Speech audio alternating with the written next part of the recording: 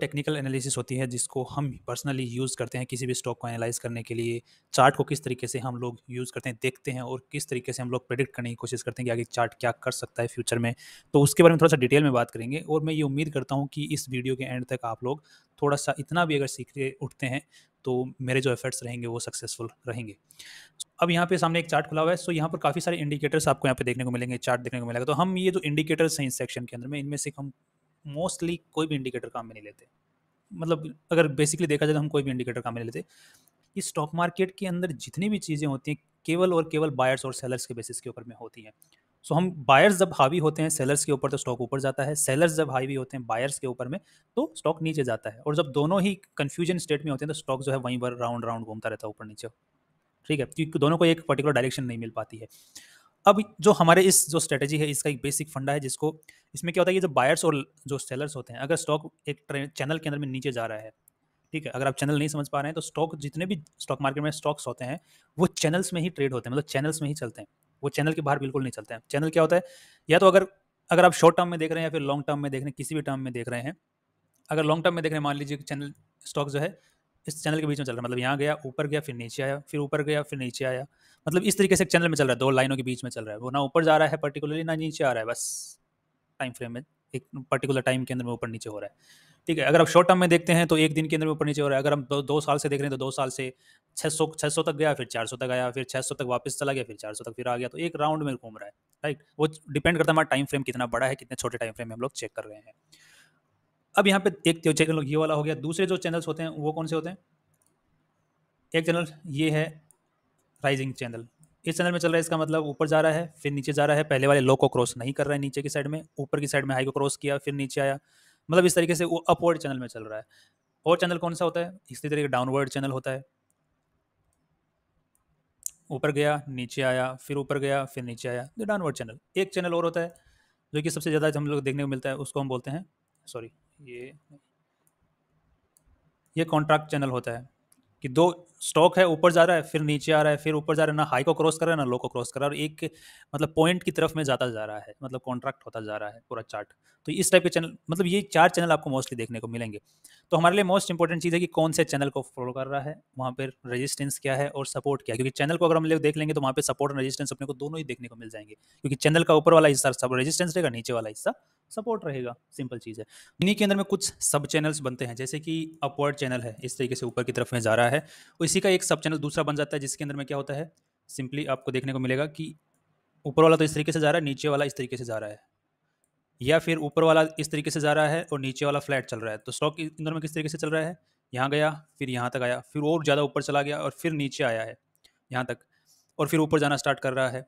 इस वजह इसी तरीके से यहाँ पर हो रहा होगा, बिल्कुल आया यहाँ पर, बट इसमें क्या होगा कि नीचे वाला जो है, उस जो जोन है, नीचे वाला जो सपोर्ट जोन है उसके नीचे सस्टेन नहीं कर रहा, उसके नीचे नहीं जा रहा है। ठीक है, तो ये हो गया अपवर्ड चैनल जिसको हम बोलते हैं, अपवर्ड और राइजिंग चैनल, राइट। इसी के साथ में अगर हम लोग कॉन्ट्रैक्ट चैनल की बात करते हैं जो कि ये वाला है, इसके अंदर में भी आपको एक सब चैनल्स देखने को मिलते हैं। उसमें क्या होगा, इस तरीके से आपको देखने को मिल सकता है, थोड़ा सा राइजिंग, सॉरी ये थोड़ा सा गलत हो गया, मान लीजिए ये, चलिए ये फ्लैट है ऊपर वाला और नीचे वाला इस तरीके से जा रहा है, ऊपर की तरफ आ रहा है। ठीक है, तो यहाँ पर मतलब जो नीचे वाला है वो तो शिफ्ट होता जा रहा है, मतलब लो जो है वो तो ऊपर की तरफ शिफ्ट हो रहा है, बट हाइज की तरफ में शिफ्ट नहीं आ रहा है, बट एक कॉन्ट्रैक्ट एक पॉइंट की तरफ में जा रहा है, इसको थोड़ा सा यहाँ पर मान लीजिए। ठीक है, इस तरीके से। ठीक है, सेकंड इसी का चैनल दूसरा बनता है, उसमें क्या कि ऊपर वाला रेस है, नीचे वाला फ्लैट है, ये भी एक कॉन्ट्रैक्ट में ही जा रहा है, आप देख, राइट। तो ये सब चैनल्स हो गए, कॉन्ट्रैक्ट वाले के 3 सब चैनल्स हैं, और उसी तरीके से अपवर्ड वाले के 3 जो हैं सब चैनल्स हैं, उसी तरीके से जो लोअर साइड वाला है उसके भी सब चैनल्स हैं। उसके अंदर में क्या होगा, जो ऊपर वाला होगा वो फ्लैट हो जाएगा, नीचे वाला जो रहेगा जो लोअर लो है वो बनाते हुए नीचे की तरफ आ जाएगा, इस तरीके से, राइट। ये सब चैनल्स होते हैं। तो हमने मोटा मोटी क्या देखा तौर पर, एक चैनल और बनता है जिसको हम फिफ्थ चैनल बोलते हैं, जो कि एक्सपेंडिंग चैनल होता है, बट ये आपको बहुत रेयरली देखने को मिलता है, ये किसी न किसी दूसरे चैनल की फॉर्म में चेंज हो जाता है बहुत ही जल्दी। जैसे कि आपको एक दो बार देखने को मिला, यहाँ तक ऊपर गया, फिर नीचे वाले लो को भी तोड़ के नीचे चला गया, फिर ऊपर वाले हाई को भी तोड़ के ऊपर चला गया, बट ये इंट्राडे जो ट्रेड करते हैं उनको ज़्यादा देखने को मिलता है ये वाला, बट ये मोस्टली सस्टेन नहीं करता, बहुत कम सस्टेन कर पाता है, ये किसी न किसी दूसरी फॉर्म में चेंज हो ही जाता है, या तो वो अपवर्ड वाले में, या फिर कॉन्ट्रैक्ट वाले में, या फिर किसी लोअर वाले में चैनल में चेंज हो जाता है ये वाला, या फिर फ्लैट वाले में, राइट। सो ये हमने देख लिया चैनल। अब इनके अंदर में एक जो बेसिक चीज़, जब हम किसी भी चैनल में स्टॉक चल रहा होगा तो वो एक बेसिकली एक पॉइंट के ऊपर आके अटकेगा जो कि रेजिस्टेंस है, क्योंकि बाइंग हमें तभी करनी है जब वो रेजिस्टेंस को क्रॉस कर जाए और उसके बाद में सस्टेन कर जाए, तो वही हमारे लिए बाइंग का सबसे मोस्ट इंपॉर्टेंट है। इस चीज़ को हम लोग अभी चार्ट के हिसाब से भी देखेंगे, पर्टिकुलर स्टॉक को जब ट्रेड करेंगे। अब कोई भी आप चैनल उठा के देखेंगे, चाहे वो फ्लैट वाला हो, फ्लैट वाला होगा तो ये अपने को पता है ये वाला रेजिस्टेंस जोन है। अब यहाँ पे अगर स्टॉक ऊपर की तरफ आया, नीचे गया, फिर ऊपर की तरफ आया, यहाँ पर आके सस्टेन कर रहा है और फिर ऊपर जा रहा है, क्लोजिंग दे दे रहा है यहाँ पर, तो हमारे लिए ये है बाइंग की जोन में आ जाता है। मतलब हमारे लिए बाइंग टेक्निकली दिखा रहा है कि हम बाइंग कर सकते हैं, और फंडामेंटली वो नियम अपने को देखने होते हैं जिसकी हम डिस्कशन करेंगे आगे। इसी तरीके से अगर हम दूसरे चैनल की बात करते हैं जो कि अपवर्ड चैनल है, इसके अंदर में भी क्या होगा, ऊपर जा रहा है, नीचे आ रहा है, ऊपर जा रहा है, फिर नीचे आ रहा है। तो अब हमें पता चल गया अपवर्ड ट्रेंड के अंदर में, बट अब यहाँ पे प्रॉब्लम आती है हमें बाइंग कहाँ करनी है। तो अगर हम ये इस चीज़ को मानते हैं कि लॉन्गर टाइम फ्रेम में है, तो इसको हम जूम इन करेंगे तो यहाँ पर आप लोग देख पाएंगे ये एक नॉर्मल डाउनवर्ड चैनल बन रहा है। अगर आप शॉर्ट टर्म में देखेंगे तो इसके ऊपर रूल कौन सा लागू हो जाएगा, वही डाउनवर्ड वाला। उसके हिसाब से हम लोग इसको ट्रेड कर पाएंगे। उसके अंदर में क्या करना है इसके हम आगे बात करेंगे। ठीक है, इसी तरीके से अगर आप कॉन्ट्रैक्ट में भी बात करेंगे तो सिंपल आपके लिए क्या हो जाएगा, चाहे वो कॉन्ट्रैक्ट सब चैनल हो सकते हैं या फिर कॉन्ट्रैक्ट नॉर्मल चैनल हो सकते हैं, उसमें भी क्या होगा, सिंपल वहीं पर जाके बात अटकेगी कि ये ऊपर वाला जो रेजिस्टेंस जोन है इसको क्रॉस करने के बाद में सस्टेन करे, और सस्टेन भी एक अच्छी जगह पर करे और बाद में ऊपर की क्लोजिंग दे, तो हमारे लिए बाइंग बन सकती है। मतलब सभी जितने भी चैनल्स होते हैं उनमें मोस्टली आके एक ही जगह बात अटकती है कि रेजिस्टेंस पर आए स्टॉक और उसके बाद में वो सस्टेन करे, उसके बाद में वॉल्यूम्स के साथ में एक क्लोजिंग कैंडल हमें दे, तो हमें बाइंग के बारे में सोच सकते हैं उस स्टॉक के अंदर में। ठीक है, तो अब हमारे लिए मोस्ट इंपॉर्टेंट बात हो जाती है कि वो रेजिस्टेंस वाला किस तरीके से काम करता है, ये तरीका किस तरीके से काम करता है। सो हमने चैनल देख लिया। अब पूरा स्टॉक मार्केट है, इन चैनल्स के अंदर में आपको देखने को मिलेगा। अगर आप लॉन्गर टाइम फ्रेम का अगर लेकर देखेंगे, तो महीने का, 5 महीने का देखेंगे, 10 साल का देखेंगे या 5 साल का देखेंगे, तो आपको एक लॉन्गर टाइम फ्रेम मिल जाएगा। फिर उसके छोटे छोटे टुकड़ों में आपके अलग अलग चैनल्स दिखेंगे, आपको जूम इन करेंगे। ठीक है, कैंडल का जो साइज होगा, जैसे आप 1 मंथ का एक कैंडल के हिसाब से चेक कर रहे हैं, फिर उसको जूम इन करेंगे तो 1 डे का कैंडल के हिसाब से अलग चार्ट्स बन रहे होंगे, तो वहाँ पे अलग अलग चैनल्स दिख रहे होंगे। तो अपने को कहाँ एंट्री लेनी है उसके हिसाब से हमारा जो लास्ट में एक पॉइंट जहाँ पे आके अटक जाएगा वो है कि रेजिस्टेंस को क्रॉस करके वो किस तरीके से ट्रेड करे, ताकि हमें कंफर्मेशन मिल जाए टेक्निकली कि हम अब इसमें बाइंग की अपॉर्चुनिटी बना सकते हैं। सो हर चैनल में बस एक ही सिचुएशन आके अटक रही है, वो यहाँ पर अटक रही है, चाहे अपवर्ड वाला है चाहे लोअर वाला। लोअर वाले में भी सेम यही चीज़ हो रही है, ये आएगा इस तरीके से और अगेन यहाँ पर आके अटकेगा और फिर ऊपर जाने के बारे में सोचेगा, तो यहाँ पर ये एक रेजिस्टेंस को क्रॉस करने के बाद में सस्टेन दिखाएगा। अब इसी चीज़ को हम थोड़ी सी एग्जांपल के साथ में देख लेते हैं, क्योंकि अब हमें सिर्फ इसी चीज़ को देखना है, रेजिस्टेंस वाली चीज़ को देखना है कि रेजिस्टेंस पे किस तरीके से हमको वहाँ पे ट्रेड करने की पॉसिबिलिटीज़ को ढूंढना है। राइट, दिसंबर यहाँ पर अच्छा खासा ऊपर आया, फिर इसने क्या किया, नीचे जाना स्टार्ट कर दिया। राइट, तो ये हाई बनाया इसने, उसके बाद में इसने नीचे जाना स्टार्ट किया, तो हम लोग क्या करेंगे, सिंपली एक लाइन ड्रॉ करेंगे जिससे कि हमें ये पता चल पाए कि ये चैनल कौन सा फॉलो कर रहा है। तो चैनल ये डाउनवर्ड चैनल फॉलो कर रहा है, बिल्कुल सही बात है। इसके बाद में इसने क्या किया, सिंपली इसने क्या किया, इसने नीचे जब जा रहा था तो यहाँ पर इसने एक रेजिस्टेंस जोन फेस किया इस लेवल के आसपास में। तो आप क्लियरली यहाँ पर देख पाएंगे रेजिस्टेंस जोन, ये वाला जो जोन है इसके पास में इसने रेजिस्टेंस फेस किया और काफ़ी दिनों तक इसने फेस किया। नीचे जा रहा था तब यहाँ पर रेजिस्टेंस फेस किया, फिर नीचे गया, फिर ऊपर आया, फिर रेजिस्टेंस फेस किया। इस रेजिस्टेंस को इसने अच्छे खासे वॉल्यूम्स के साथ में तोड़ दिया, आप क्लियरली यहाँ पे देख पाएंगे। और इसने जो नीचे के जो ट्रेंड मतलब जो डाउनवर्ड ट्रेंड था उस स्लोप को भी तोड़ दिया और रेजिस्टेंस को भी, दोनों को तोड़ के ऊपर निकल गया। अब हमारे लिए जो मोस्ट इंपॉर्टेंट बात बचती है वो है सस्टेन। क्या यहाँ पे सस्टेन कर पाएगा? तो यहाँ पर जैसे ही इसको तोड़ा, ब्रेक किया, उसके अगले दिन एक रेड कैंडल इसने बनाई। ठीक है, बट ये हम शॉर्ट टर्म का ट्रेंड को हम ले देख रहे हैं, तो इसलिए हमारे लिए एक जो कैंडल है ये भी बहुत अच्छा काम कर जाएगी। जैसे ही इस जो रेड कैंडल से पहले जो इसने हाई बनाया है, अगर उसको ब्रेक कर देता है again green and big candle, तो हमारे लिए एक बाइंग अपॉर्चुनिटी वहाँ पे मिल जाएगी एक स्टॉप लॉस के साथ में। तो अगर आप चाहते हैं कि आप उसका एक रीजन पता कर पाएं, तो एक पर्टिकुलर अगर आप शॉर्ट टर्म ट्रेड लेना चाहते हैं तो सिंपली जो इसने सस्टेन करने से पहले हाई बनाया है और जो उसके बाद में लो बनाया है, तो आप एक शॉर्ट टर्म ट्रेड ले सकते हैं। सेटअप के अगर चार्ट के अकॉर्डिंग ही टारगेट ढूंढना है तो वो भी आप कर सकते हैं कि सबसे जो अब यहाँ से जाने के बाद में जो अगला रेजिस्टेंस जोन कहाँ पर है, इसको अगर ब्रेक करेगा तो अगला रेजिस्टेंस जोन कहाँ पर है।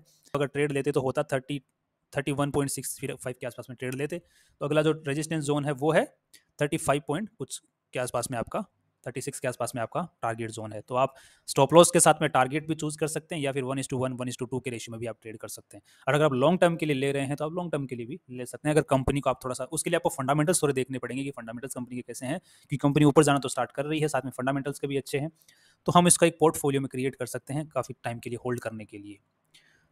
सो ये एक छोटा सा रीज़न था हमारा। और साथ में अगर हम आगे चलते हैं और इसके ट्रेड्स देखने को मिले हैं, अगर हम लॉन्ग टर्म के व्यू से भी अगर देख लेते हैं इसको, तो भी हमें बहुत अच्छा खासा देखने को मिलेगा। अब यहाँ पर अगेन इसने ऑल टाइम हाई को टच किया, फिर नीचे आना स्टार्ट कर दिया। नीचे आते स्टार्ट किया तो यहाँ पर आप देखिए इसने यहाँ पर सपोर्ट लिया है, इस जगह पर आके इसने सपोर्ट ले लिया। वही जोन देखो, आप देख पा रहे हो जहां पर इसने इस पहले वाले को ब्रेक किया था और हाई बनाया था ब्रेक करते ही, और जो रेड कैंडल बनाए थे वहीं पर आके इसने सपोर्ट लिया, क्योंकि वो बहुत बड़ा पॉइंट था, इंपॉर्टेंट पॉइंट था, क्योंकि वहां पर एक बहुत ही भयंकर तरीके से रेजिस्टेंस फेस होना चाहिए था और वहां पर हुआ भी, और बहुत अच्छे खासे वॉल्यूम्स के साथ में वहां पर उस चीज को फेस किया गया। तो वो फ्यूचर के अंदर में अगेन एक सपोर्ट का रोल प्ले करेगा, तो यहाँ पर किया, और जैसे ही वहां पर सपोर्ट लिया और अगेन इसने ऊपर का मूव कर दिया। अगर इसको भी अगर वही चार्ट से हम लोग फॉलो करते हैं, देखते हैं उसी तरीके से, तो आप लोग देख पाएंगे यहाँ से। अब ये जो लाइन खींचने इसका भी एक तरीका है कि जो हाई है उसके बाद में जो लो बनाया है, अगेन ऊपर जाने की कोशिश की, अगेन उस लो को तोड़ के नीचे आ गया, तो जो इसने पहले हाई बनाया उनको कनेक्ट करते हुए एक लाइन बनती है। सिंपल लाइन बनाने का बहुत सिंपल तरीका है। ये देखिए इसको ट्रेड को ऊपर गया, फिर इसने सस्टेन किया। सस्टेन कहाँ किया? वही जो पहले इसने रेजिस्टेंस फेस किया था, ये वाले लो लाइन के ऊपर इसने रेजिस्टेंस फेस किया था। एक लाइन खींच देता हूँ, ये देखो नीचे आया, फिर इसने रेजिस्टेंस फेस किया काफ़ी दिनों तक और वहीं पर आके इसने सपोर्ट लिया। इसका मतलब ये सस्टेन कर गया है। अब अगर इसको ब्रेक कर देता है तो हमारे लिए एक लॉन्ग टर्म का व्यू मिल सकता है, हमें ट्रेड मिल सकता है। यहीं पर ये सेम हुआ, इसको ब्रेक किया, अगेन पूरा सीधा नहीं भागा, फिर सस्टेन किया, फिर इसके ऊपर जो पहले का रेजिस्टेंस फेस कर रहा था वहां पर ये फिर सस्टेन किया। तो अगर कोई इस ट्रेड को नहीं ले पाए, जब इसको ब्रेक किया यहाँ पर नहीं ले पाए, तो ये फिर सस्टेन किया वहीं पर, फिर ऊपर भागा है। ये तो एक चार्ट हो गया, और भी आपको चार्ट देखने को मिलेंगे इस टाइप का। अगर आप कोई भी कंपनी का चार्ट उठा के देख लो, कोई भी, और अगर कभी आपको लगता है कि कोई पर्टिकुलर चार्ट है जो आपको समझ में नहीं आ रहा है, बायर्स क्या कर रहे हैं, सेलर्स क्या कर रहे हैं, उनकी नर्व्स को आप नहीं पकड़ पा रहे हैं, तो उस चार्ट में समझ के चलिए कि बायर्स को भी समझ में नहीं आ रहा क्या करना है और सेलर्स को भी समझ में नहीं आ रहा क्या करना है, तो उस चार्ट को छोड़ ही दो जब तक कि उसमें एक पर्टिकुलर डायरेक्शन ना मिल जाए और पर्टिकुलर सेटअप ना बन जाए। छोड़ दो, क्योंकि जब तक एक पर्टिकुलर डायरेक्शन और सेटअप नहीं बनेगा तब तक वो जो उसमें बैठे हैं वो भी कंफ्यूज हैं, तो तुम भी कंफ्यूज ही रहोगे, राइट। तो छोड़ दो उस चार्ट को, दूसरा स्टॉक देख लो। यहाँ पे 4-5 हज़ार स्टॉक्स हैं स्टॉक मार्केट में, कोई ना कोई कंपनी तो मिल ही जाएगी, अच्छी कंपनी। अब इसी तरह से कोई भी चार्ट खोल सकते हैं, आपको सेम यही चीज़ें मिलेंगी, या तो 4 चैनल्स में चलता हुआ मिलेगा, या वहाँ पे कहीं कहीं सस्टेन करता हुआ मिलेगा, कहीं रेजिस्टेंस फेस होता हुआ मिलेगा, कुछ ना कुछ तो आपको मिल ही जाएगा। जहाँ नहीं समझ में आ रहा वहाँ बंद करो चार्ट को। अब यहाँ पे इस चार्ट में हम लोग क्या देख पा रहे हैं, सिंपली अगर इसको हटा देते हैं तो सिंपल नजर आया कि ये हाई था, उसके बाद में यहाँ पर आया, फिर ऊपर गया, फिर लो बनाया, लो को तोड़ते हुए और लो बनाया, फिर और लो गया, फिर और लो गया। तो यहाँ पर अच्छा खासा एक हमें लाइन देखने को मिल रही है, हायर हाइज को कनेक्ट करते हुए ये बन रही है, राइट। इसी के साथ में लोअर लोज को भी कनेक्ट करते हुए एक लाइन बन रही है, जो कि पहले ये बन रही थी, फिर ये बन रही है, ठीक है। अब यहाँ पे होता क्या है, अपने को अगर बाइंग के बारे में सोच रहे हैं अभी, ठीक है, मोस्टली अब होगा क्या कि हमारे लिए मोस्ट इंपॉर्टेंट चीज़ क्या है, रेजिस्टेंस, और दूसरी ये लाइन को ब्रेक, ठीक है, और उसके बाद सस्टेन, उसके बाद में अपर को क्लोजिंग। अब यहाँ पे हुआ क्या है, सिंपली अगर आप लोग देख पाएंगे तो नीचे गया, उसके बाद में यहाँ पर इसने एक अच्छा खासा रेजिस्टेंस फेस किया। अगर इस लेवल को हम लोग देखते हैं तो इस लेवल में अच्छा खासा इसने रेजिस्टेंस फेस किया, उस रेजिस्टेंस को इसने क्रॉस किया, तोड़ दिया, और उसके बाद में सस्टेन भी कर गया। ऊपर वाला जो ये जो लाइन था इसको भी इसने क्रॉस कर दिया, ठीक है, मतलब उसको भी तोड़ दिया और सस्टेन भी कर गया, उस पहले जो रेजिस्टेंस फेस करा था उस लाइन को क्रॉस करने से पहले, वहीं पर देख पा रहे हैं आप लोग यहाँ पे, राइट। इसको थोड़ा जूम कर देते हैं। अब जो थर्ड पॉइंट मैंने क्या बोला, सस्टेन, उसके बाद में क्लोजिंग। अब यहाँ पर हमारी जो बाइंग बनती है वो इसको क्रॉस करने के बाद बनती है, बट अगर वॉल्यूम्स अच्छे हैं तो वॉल्यूम्स हमने देखने को मिल गए कि यहाँ पे वॉल्यूम अच्छा आया है, इसको जब ब्रेक किया तब वॉल्यूम अच्छा आया था। उसके बाद में क्लोजिंग, मतलब अगर ये, क्योंकि अब सेलर्स जो होंगे वो क्या करेंगे, इसको सेलर्स कहाँ बैठे हुए हैं इस वक्त, सेलर्स बैठे हुए हैं जो ऊपर वाली जो लाइन है इसके पास में सेलर्स सबसे ज़्यादा बैठे हुए हैं। उसको जैसे तोड़ता है तो एक बार को तोड़ तो दिया, हाई भी बन गया, और वहां पे सस्टेन कर जाए, तो अब जो सेलर्स जो मैक्सिमम बैठे हुए हैं ना वो उसको ऊपर बैठे हुए हैं, तो वहां तक उनका जो मैक्सिमम प्रेशर रहेगा ना वो अब सस्टेन करने के जो हाई पॉइंट है वहां पर रहेगा। तो अगर कोई स्टॉक किसी भी एक दिन उस लेवल को क्रॉस करके वहां पर क्लोजिंग दे दे, बंद हो जाए, वहां पर उस दिन के लिए बंद हो जाए, इसका मतलब पूरा एब्जॉर्ब कर लिया गया है सेलर्स को, हम ये मान के चलते हैं। तो यहाँ पर अगर आप लोग क्लियरली देख पाएंगे, सस्टेन करने के बाद में ये क्लोजिंग नहीं दे पाया, तो हमारी यहाँ पे अभी तक बाइंग नहीं बनी है। और दूसरी चीज, जब ये ऊपर दे रहा था तो इसने वॉल्यूम्स पे अच्छा खासा बनाया, बट इतना वॉल्यूम नहीं आया, मतलब अभी तक सेलर्स ही राजा हैं। फिर हुआ क्या, फिर नीचे गया और आगे इन ऊपर आया। अब इसने आज के दिन, कल के दिन जो closing they the, but problem यहाँ पे ये है कि इसने जो क्लोजिंग दी है उससे पहले एक अच्छा खासा ऊपर जाके आ गया, जो कि एक रेजिस्टेंस जोन है उसके पास में, तो हम आगे फिर नहीं ले सकते इसको। हमें फिर इंतजार करना पड़ेगा कि ये वापस नीचे आए, एक सपोर्ट के पास में आए और बाद में वहां पर आके थोड़ा सा सस्टेनेंस दिखाए, तो हम शॉर्ट टर्म के लिए ट्रेड ले सकते हैं। लॉन्ग टर्म के अगर पर्सपेक्टिव से देखते हैं तो हमें थोड़ा सा फंडामेंटल रीजंस देख लें कि ये वॉल्यूम्स इतने भयंकर क्यों आ रहे हैं यहाँ पर, बस रीजन पता कर जाए तो हम लॉन्ग टर्म के व्यू से ले सकते हैं। लॉन्ग टर्म का मतलब हो गया 6 महीने, 1 साल के हिसाब से, या फिर 2 साल, 5 साल, जो भी है। बुकिश नॉलेज में देखा जाए तो 1 साल से ऊपर लॉन्ग टर्म होता है। लॉन्ग टर्म का बाद में मतलब मेरा ये भी है कि जब तक आपको प्रॉफिट ना हो तब तक होल्ड करो, या फिर आप क्या तो आपका स्टॉप लॉस उड़ जाए, या फिर आप होल्ड करो जब तक कि आपका अच्छा खासा प्रॉफिट ना हो, जिससे आपको संतुष्टि मिल जाए, आपका पूरा पोर्टफोलियो पॉजिटिव में ना हो। ध्यान रखिए कि कोई भी एक पर्टिकुलर स्टॉक, अगर आपके पोर्टफोलियो में 10-15 स्टॉक्स हैं, तो एक स्टॉक अगर आप इंडिविजुअली हर स्टॉक को देखोगे हर कोई प्रॉफिट दे, तो ये पॉसिबल नहीं है। ठीक है, मगर इस तरीके से अगर आप रिसर्च करके, फंडामेंटली रिसर्च करके, टेक्निकल रिसर्च करके स्टॉक्स चूज करेंगे, तो 10-15 स्टॉक्स होंगे, वो ओवरऑल पोर्टफोलियो आपको पॉजिटिव रहे। आपको पूरे पोर्टफोलियो को बुक करना है, प्रॉफिट बुक करना है। ये नहीं है कि आपने एक पर्टिकुलर स्टॉक है जो कि 10 स्टॉक्स हैं, उनमें से 3 चल गए, उन 3 को बुक कर लिया, 7 पड़े हुए हैं। उड़ाना है, पूरा पोर्टफोलियो बनाना है, ताकि जो नेगेटिव है वो भी निकल जाए, पॉजिटिव वो भी निकल जाए। दोबारा कोई भी एक पैटर्न बनेगा, फेलक पैटर्न बनेगा, या फिर इस टाइप से कोई पैटर्न बनेगा, तो वो कंपनी फिर इंक्लूड कर लेंगे। क्या दिक्कत है, अच्छी कंपनियां तो फिर इंक्लूड हो जाएंगी, राइट। तो ये हमारा जो सिस्टम है ये हमने देख लिया। सेकंड एक और कंपनी देख लेते हैं ताकि हमें थोड़ा सा समझ में आसानी हो। यहाँ पर एक चीज और समझाना चाहूंगा कि ये जो जहां से भी हम लोग देखते हैं कि ये लास्ट में रीबाउंड लेता है रेजिस्टेंस को, या फिर उसको तोड़ने से पहले, तो हमें ये चेक करना है कि यहाँ से रीबाउंड कौन सी जगह से ले रहा है। लॉन्गर टाइम फ्रेम के हिसाब से चेक करना है।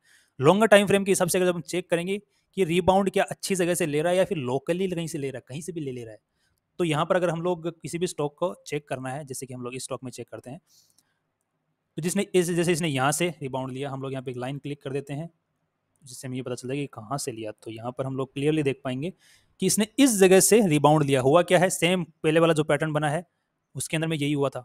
अगर लॉन्गर टाइम फ्रेम में देखते हैं तो स्टॉक जो था इस रेंज को फॉलो करा था पहले लॉन्गर टाइम फ्रेम में।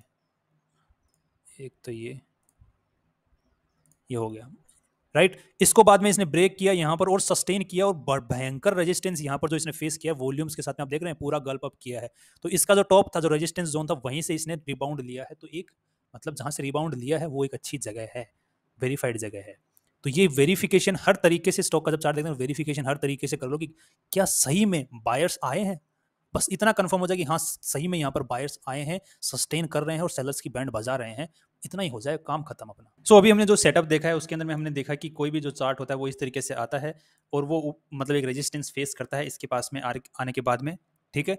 और उसके बाद में जब यहाँ पे इसको क्रॉस करने के बाद में एक मतलब एक सस्टेनिंग जोन बनाता है, और उसके बाद में ऊपर क्लोजिंग देता है, तो हमें बाइंग के बारे में सोचना है, राइट। अब हम लोग देखते हैं कि सारे जितने भी टाइप के चैनल्स बनते हैं वहां पर हमें यही सेम टाइप का पैटर्न हमें देखने को मिलेगा। हर टाइप के चैनल के अंदर में किस तरीके से देखने को मिलेगा। अब हमने 4 चैनल्स मतलब डिस्क्राइब किए थे अभी थोड़ी देर पहले। एक था अपर वाला, उसके अंदर में क्या हो रहा है, ऊपर की तरफ में जा रहा है। तो हमें अगेन ये जो बन रहा है, क्या बन रहा है, सेम वही पैटर्न हमने, ये वाला जो पैटर्न है। अगर हम लोग कॉन्ट्रैक्टिंग पैटर्न का अगर देखते हैं तो वहां पर भी सेम यही पैटर्न बन रहा है, जो कि हम लोग डाउनवर्ड पैटर्न है। अगर हम लोग प्लेन पैटर्न में भी देखते हैं, कॉन्ट्रैक्टिंग प्लेन में भी, तो भी ये सेम पैटर्न, जिसमें बस ये थोड़ा सा डाउनवर्ड स्लोप है, यहाँ पर स्ट्रेट स्लोप है। इसी तरीके से अगर कोई नॉर्मली डाउनवर्ड स्लोप ही है तो उसके अंदर में तो स्लो ये नॉर्मल हो ही गया। और अगर कोई प्लेन सेटअप है उसमें भी बस ये जो डाउनवर्ड स्लोप है, ये ऊपर वाला जो है, ये रेजिस्टेंस का जो काम करता है, ये स्ट्रेट जोन है, ठीक है। यही सेम स्ट्रेटेजी आप इंट्राडे में भी काम में ले सकते हैं। उसमें फर्क क्या होगा कि जो आपका कैंडल जो होगा, एक कैंडल होगा वो 5 मिनट का होगा। तो स्टॉक मार्केट में हमने काफी सारे जो वर्ड्स हैं वो अच्छे खासे सुने हैं, जैसे कि एक फ्लैग एंड पैटर्न हो गया, जो बहुत फेमस है और बहुत अच्छे से काम करता है, बिल्कुल सही बात है। और साथ में हमने एक देखा हेड एंड शोल्डर जो पैटर्न हो गया, वो भी बहुत अच्छे से काम करता है, बहुत सुना है। एक कप एंड हैंडल पैटर्न हो गया, वो भी बहुत अच्छे से काम करता है, बहुत सुना है उसके बारे में भी। ये जो मोस्ट इंपॉर्टेंट जो 3 पैटर्न सबको मार्केट में देखने को मिलता है और इनके पीछे एक फंडामेंटल रीजन है, वो सेम हमारी स्ट्रेटेजी में कवर होते हैं। वो किस तरीके से होते हैं, अब जैसे मान लीजिए एक एग्जाम्पल ले लेते हैं। फ्लैग पैटर्न क्या होता है, सिंपली स्टॉक ऊपर जा रहा है फिर नीचे आना स्टार्ट करता है, ठीक है। इस तरीके से एक जोन बनाएगा, तो ये एक जोन बन गया अपना वाला, सेम हमारा काम कर रहा है। तो अब अगर हमें लॉन्ग इसमें भी अगर आप लोग चेक करोगे तो यहाँ पर क्या हो रहा है, ये वाला देख लो, ये ऊपर गया, ये एक फ्लैग पैटर्न बन गया, हो क्या रहा है, यही हो रहा है। तो अगर हमें ऐसा रीजन नजर आ जाता है कि हाँ फ्लैग पैटर्न बढ़ रहा है, अब अगर ऊपर जाएगा तो हमारे लिए मतलब एक कन्विक्शन और ऐड हो जाएगा हमारी स्ट्रेटेजी के अंदर में कि हाँ अब ऊपर जा सकता है, फ्लैग पैटर्न भी बन रहा है, और हमारे उस स्ट्रेटेजी के अकॉर्डिंग कहाँ बाइंग करनी है वो भी हमें पता चल गया। तो अब क्या बचा है, कुछ नहीं बचा, अब फंडामेंटल्स देखो, रीजन ढूंढो, हो गया काम। इसी तरीके से एक दूसरा पैटर्न होते हैं जिनको हम बोलते हैं हेड एंड शोल्डर पैटर्न, या फिर half head and shoulder pattern. जैसे मान लीजिए ये चल रहा है, फिर यहाँ पर वापस आया, फिर ऊपर गया था, ऊपर तक जाके फिर वापस इसी लेवल के ऊपर में आ गया, जो कि अगेन वही स्ट्रेटेजी बन गई हमारा वाला राइजिंग वाला चैनल बन रहा है। तो यहाँ पर अगेन आ गया, तो ये वाला जो हमें सेम, ठीक है, कहाँ बाइंग करना है आपको पता है, ठीक है। सेम अगर इसी तरीके से हेड एंड शोल्डर वाला पैटर्न बनता है, हेड एंड शोल्डर क्या होता है, ऊपर गया, नीचे आया, ऊपर गया, फिर नीचे आया, फिर ऊपर गया और फिर नीचे आ गया। इसमें हेड एंड शोल्डर वाले पैटर्न में क्या होता है कि ये जो शोल्डर है, इधर वाला जो शोल्डर, इस शोल्डर से ऊपर होना चाहिए और फिर नीचे आना चाहिए। तो हमें अगेन यहाँ पर एक अच्छा खासा कन्विक्शन मिल जाता था। यहाँ पर जब था तो भी हमें अच्छा खासा कन्विक्शन मिल रहा था, क्योंकि इससे पहले वाला जो अच्छे से ऊपर तरीके से गया है, और यहाँ पर भी अच्छा खासा कन्विक्शन मिल गया क्योंकि ये इससे ऊपर हेड एंड शोल्डर पैटर्न बन रहा है। तो अब यहाँ पे भी जब हमें एक अलग से कन्विक्शन मिल जाएगा और एंट्री पॉइंट हमें ढूंढना पड़ेगा। इसी तरीके से जो कप एंड हैंडल पैटर्न है उसमें क्या होता है, सिंपली इस तरीके से होता है। मोस्टली क्या होता है कप एंड हैंडल पैटर्न के अंदर में जो ऊपर वाला जो रेजिस्टेंस जोन है वो प्लेन होता है या फिर थोड़ा बहुत ऊपर नीचे होता है, ठीक है। तो सेम वो अपनी स्ट्रेटेजी में कवर्ड है। ये देखो, इसको क्रॉस करे, सस्टेन करे, उसके बाद में अपने को बाय करना है। सो मोस्टली अपने हाफ हेड एंड शोल्डर और फ्लैग पैटर्न ही अपने को देखने मिलेंगे, यही सबसे ज़्यादा यूज होते हैं। तो अपने के लिए मतलब स्ट्रेटेजी में सब कुछ कवर्ड है। तो यहाँ पे कुछ क्वेश्चन हमारे अराइज होते हैं कि क्या हमारे लिए जो इंडिकेटर्स हैं उनका कोई यूज़ नहीं है। मेरे लिए तो कोई यूज़ नहीं है, क्योंकि मैंने 5 साल अपनी ज़िंदगी के बर्बाद किए हैं इंडिकेटर्स को यूज़ करते हुए सिर्फ ब्रोकरेजेस दी हैं और लॉसेस दिए हैं, मैंने फेस किए हैं 5 साल में। बहुत अच्छे से समझा, क्योंकि मैं उस भसड़ से के अंदर में घुसा हुआ था, इसलिए मेरे को भसड़ का पता था कि भसड़ है क्या। बट सही बताऊं तो आपके सामने जो चार्ट खुला हुआ है ना, बिल्कुल प्लेन, उसके ऊपर जो आप एनालाइज करेंगे लाइंस के द्वारा अपने ही हिसाब से, वही सही एनालिसिस है, उसके अंदर ही आपको पूरा काम करना है।